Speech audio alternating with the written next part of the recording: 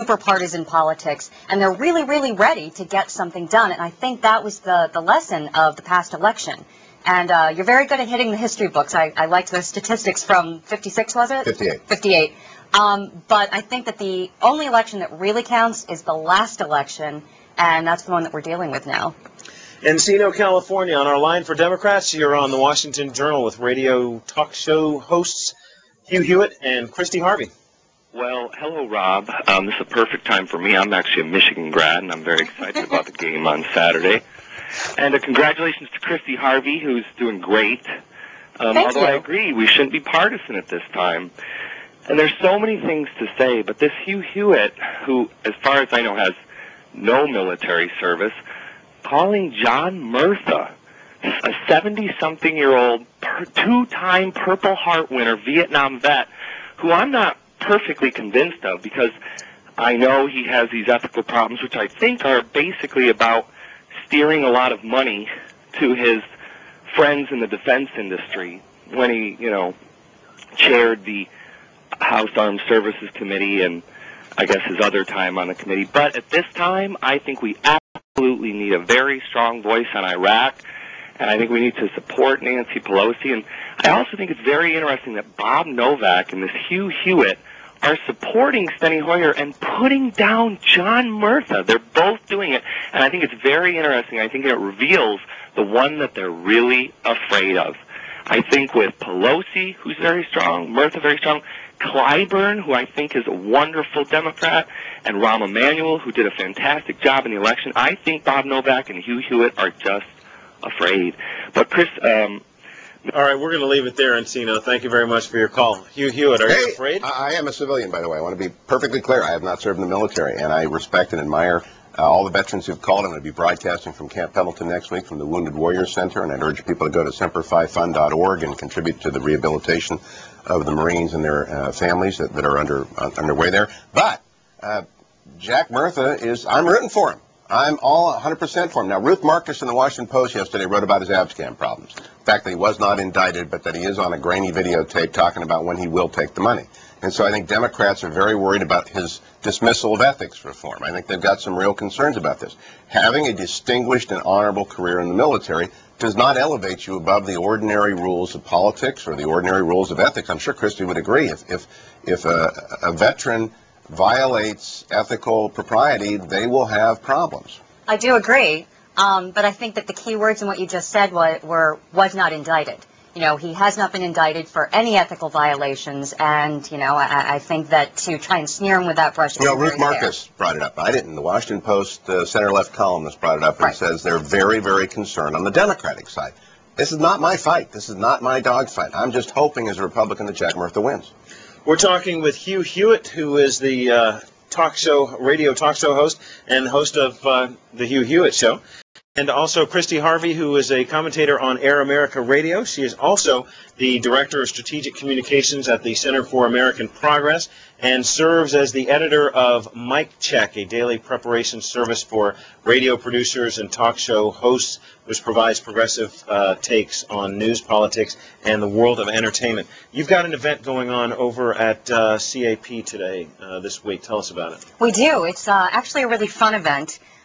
We are looking for the very next progressive radio star. So we... Wouldn't that be the first? That's mean. Oh, I'm sorry. No, but, you do radio, and you know how it is. You get really great callers a lot, and you think, wow, that guy actually has something good to say, or that woman really knows her stuff, so we thought, why not open it up? And so we had hundreds and hundreds of applicants send in 10-minute tapes, and we've narrowed it down to our 2 finalists. And today we're having an American Idol-style contest to see if we can really find the next big progressive radio star. And Hugh Hewitt, you are in town in Washington this week for a meeting of Christians in the public square. Tell us about that. Well, the annual meeting of the Evangelical Theologians Association is in town, and they want to talk about how evangelicals ought to conduct themselves in the public square. And they've asked me to talk about new media and the religious approach to it. So I'm happy to do that. I'm also here to broadcast from the Heritage Foundation and to talk to my friends at townhall.com about how we cover the next 2 years, because it's going to be very different. You have to sort of recalibrate on how one covers the Congress and how one talks to the leadership in the opposition. And so had a chance to talk to Mitch McConnell yesterday and a couple of the candidates for the House leadership, and it's always good to come here and then get out, because if you live here, as I think Beltway Manhattan media has discovered, you quickly lose touch with the rest of the country, and you obsess about D.C. sorts of things. And I'm glad to be back for a little bit, but get back to the West Coast. How do you cover the opposition differently?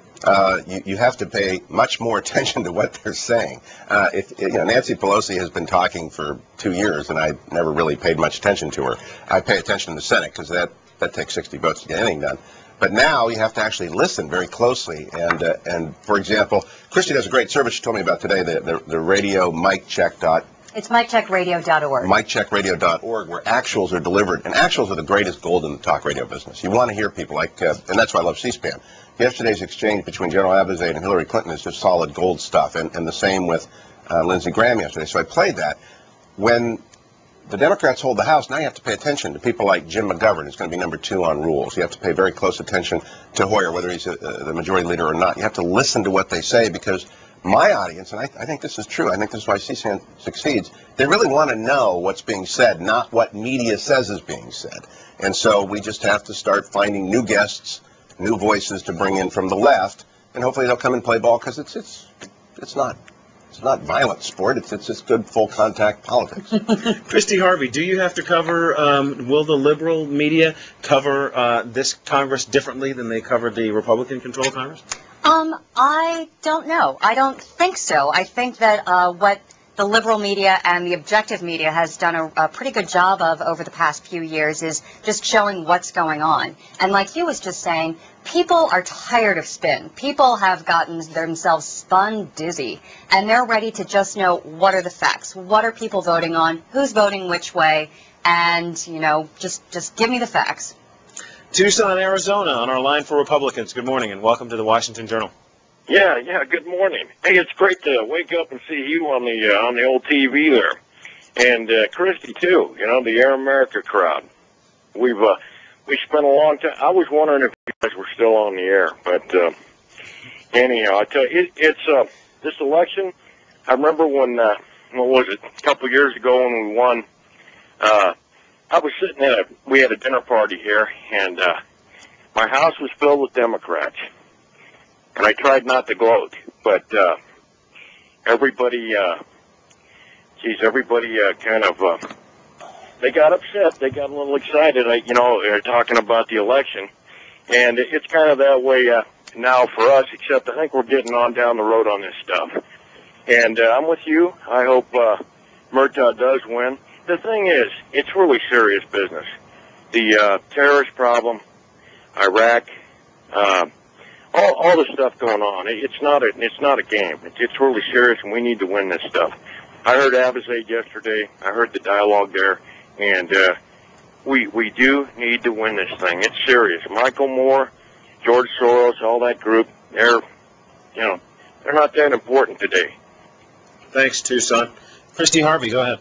Well, I was just down in Florida visiting friends of mine who are very conservative, right wing.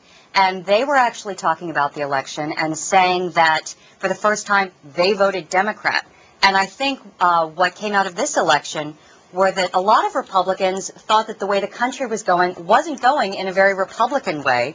Democrats thought it wasn't going in a very Democrat way. So I think what a lot of this election was a lot of anger at George Bush and a lot of anger at the White House and some of the things people thought that they had lied, people thought they were overspending. So I think that there was gloating on both sides for once on the election results this time. Hugh Hewitt, Dan Cole of